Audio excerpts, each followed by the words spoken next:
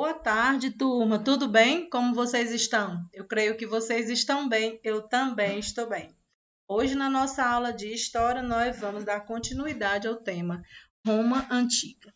Vamos conhecer e aprender sobre o Império Romano. Mas é importante que você se coloque no lugar silencioso, confortável com o seu material à mão. Tá certo? Turma, eu tenho uma atividade que eu vou chamar de atividade extra. Para os que estão totalmente remoto, eu quero que vocês, depois da aula, leiam o conteúdo e elenque palavras-chave. E diga lá no grupo de WhatsApp qual a importância dessa palavra. O que você aprendeu a partir dessa palavra, tá certo? Então, todos aqueles que estão totalmente remoto, por favor, vamos fazer essa atividade. É um convite, tá certo? E com certeza vocês vão gostar muito de fazer essa atividade. Vamos começar? Eu leio daqui e você lê daí. Então, vamos lá. O Império Romano. Quando se tornou imperador Otávio, em 63 a.C. a 14 a.C., procurou assegurar a hegemonia romana. Ele manteve em funcionamento as instituições republicanas, com o Senado e a magistratura, mas estabeleceu uma forma de governo determinada na época de principado, que deu início ao Império Romano. Então, vamos entender. Vamos entender a partir do conceito do que é império.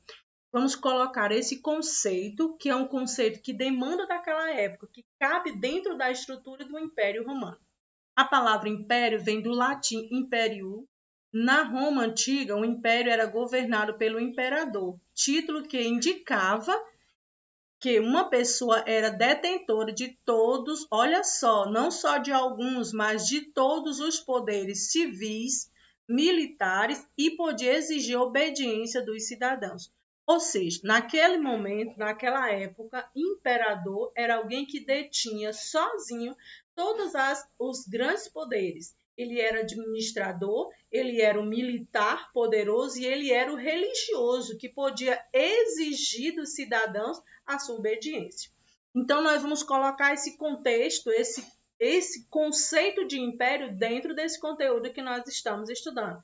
Então, Otávio, que era o imperador em 63, ele era essa autoridade, que era o governante, que era o militar, que era alguém também que tinha nas suas responsabilidades um conceito religioso, que podia exigir das pessoas a sua obediência.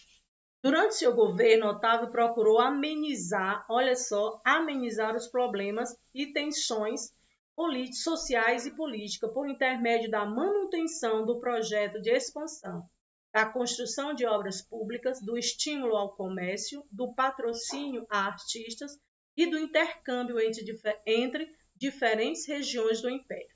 Então, vamos lá. Ele que detém todo o poder, naquela época, Otávio, ele procurou amenizar, vamos diminuir as dificuldades da população mais pobre.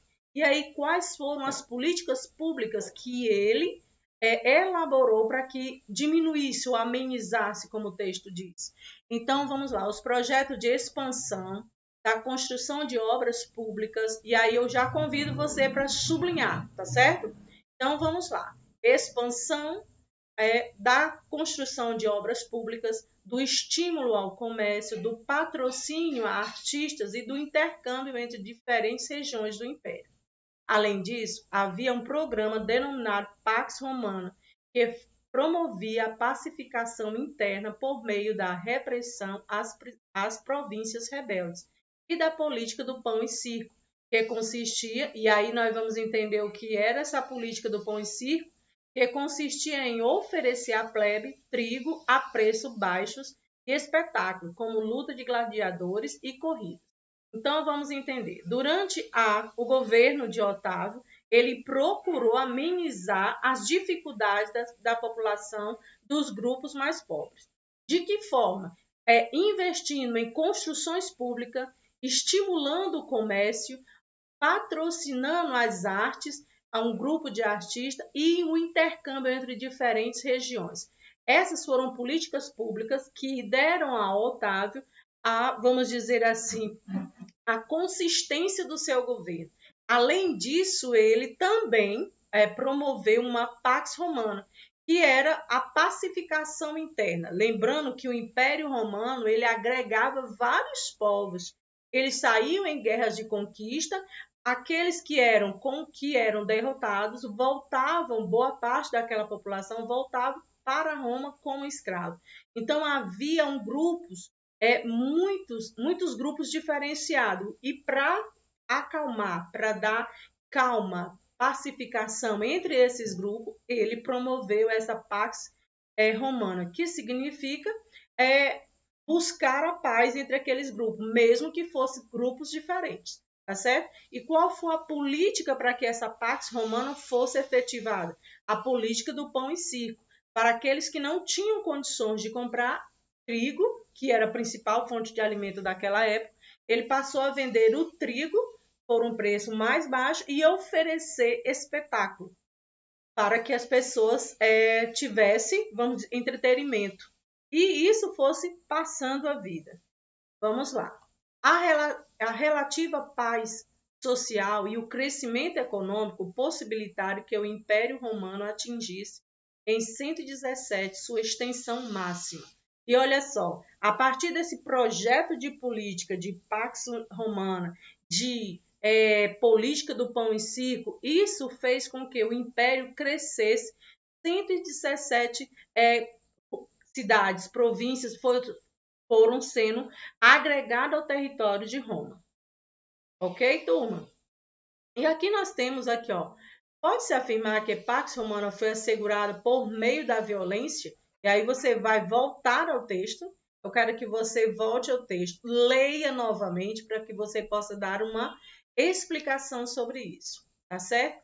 Em sua opinião, por que a política do pão e circo foi bem sucedida? Imagine, vamos lá, vamos diminuir hoje, vamos trazer isso para o contexto de hoje em que o país vive. Vamos diminuir o preço da gasolina, vamos diminuir o preço da cesta básica, e aí as populações mais pobres, o que é que vai acontecer? Eles vão vivendo sem olhar para coisas que estão acontecendo no âmbito político. Vai passando. Isso é bem próximo desse exemplo da política do pão e circo, certo? As mulheres em Roma. Em uma sociedade tão ligada à guerra expansionista, qual seria o papel da mulher? As mulheres romanas não podiam participar da vida política nem pública, portanto, não podiam se eleger nem ocupar cargos no Estado.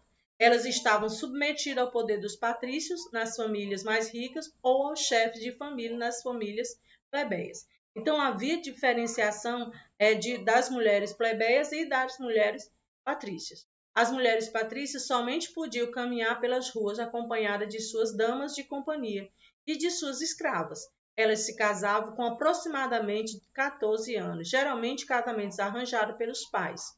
No entanto, ela tinha tempo livre, para diversas atividades, como a leitura e o estudo. No casamento, as mulheres mantinham suas riquezas sem transmiti-las aos maridos e podiam elaborar testamentos, solicitar o divórcio e casar-se novamente. E as mulheres plebeias, quais eram os grupos ou quais eram as suas prioridades? Já as mulheres plebeias tinham mais autonomia, elas podiam andar pelas ruas e tinham mais liberdade em relação ao casamento, pois podiam se casar com quem quisesse. Além disso, as plebeias podiam trabalhar, o que lhes possibilitava o contato com diferentes pessoas e o acesso a outros ambientes. Aqui tem uma atividade que não está sendo proposta lá no nosso roteiro. Tá certo, meus queridos? Então, eu quero dizer a vocês que você volte ao conteúdo, faça leitura, tá certo, desse conteúdo, com bastante atenção, elenque palavras-chave, busque explicar para você através dessas palavras e qualquer dúvida lá no nosso grupo de WhatsApp, tá certo, meus amores? Então, essa foi a nossa aula de história. Espero que vocês tenham compreendido o conteúdo, espero que vocês possam realizar as atividades com êxito. Beijos e até a próxima, meus queridos!